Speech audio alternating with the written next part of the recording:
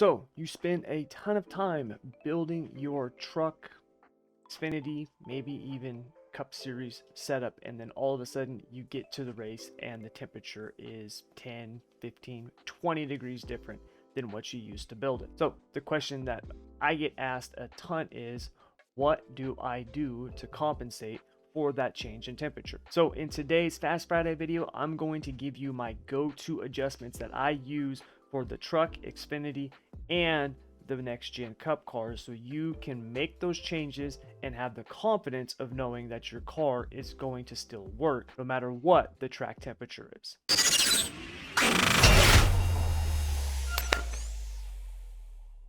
What's up, everybody? Thomas Brandon here. Thank you very much as always for joining me. And like I said, got another Fast Friday video. Now this one's going to be really quick. I do think today we'll get this one done, the topic done, in 3 minutes or less, because it's just about adjusting your car, or truck in this case, to the weather.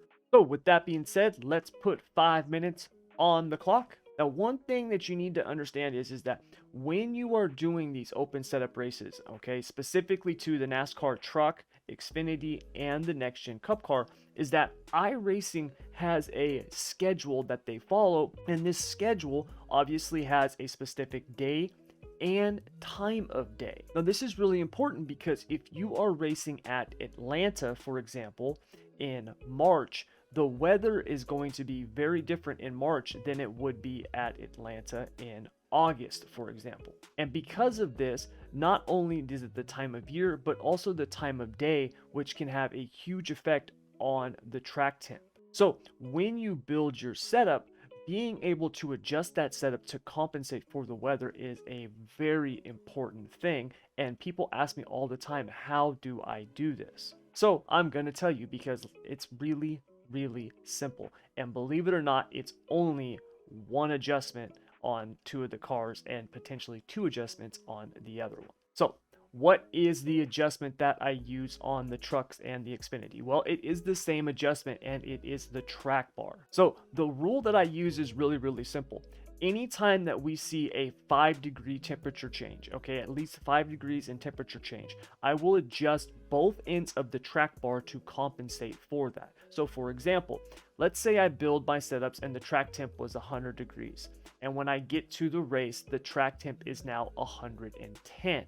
What I'll do is I'm going to lower both ends of my track bar by a half an inch. Basically what I do is I adjust it a 1/4 inch per each 5 degrees. Now for some of you this might feel a little bit extreme, for others you might want to actually do more, but that's the guidelines that I personally use, and it has worked really good for me the entire time that I've been building the setups and racing them for the last close to 9 months now. So remember, if the track is hotter, you want to lower both ends of the track bar. If the track is cooler, you want to raise both ends of the track bar. So what I recommend you do is you go out and actually do a setup, all right? Do it at, 100 degrees for the track temperature, all right? And have the same track state, whether it's, 50%, 0, 100%, whatever. Then once you've got that setup kind of dialed in, go back and make the track 20 degrees hotter and see how that adjustment works for you, and then fine tune from there. Now, when it comes to the next gen cup car, we don't have a track bar to adjust on those things because we've got the independent suspension. So what I use for that is a combination of two things. So the first adjustment that I'll do is just a very simple air pressure adjustment. I'll pretty much adjust about a half a pound for 5 degrees. Now the other adjustment that I use is more is a little bit bigger of an adjustment. It's a little bit more substantial, and that is the rear ARB arm. Now the ARB arms are a fine-tune adjustment for the ARB, especially since we've only got two ARBs to choose from, a 2-inch and a 1.375. So what I will do is if the track is hotter, I will soften the rear ARB. If the track is cooler, I will stiffen the rear ARB, and usually I will just do that by one click. It's usually just going from a 3 to a 4, for example, and vice versa, from a 3 to a 2, based on the track temperature. I don't go from a 1 to a 5 or something like that. Usually a one-click adjustment will be good for about 10 degrees of change. Now, just like the truck in the Xfinity, go take a next gen setup, get it dialed in on a track that's like 100 degrees, then turn the track temp up to 120, try a couple of those adjustments, see if it makes it better, and then, drop it down to 80 degrees and try a couple of adjustments, so those adjustments, and see if it helps once again. And that's pretty much it, you guys. Those are the adjustments that I use to, stay ahead or to compensate for the changes in track temperature.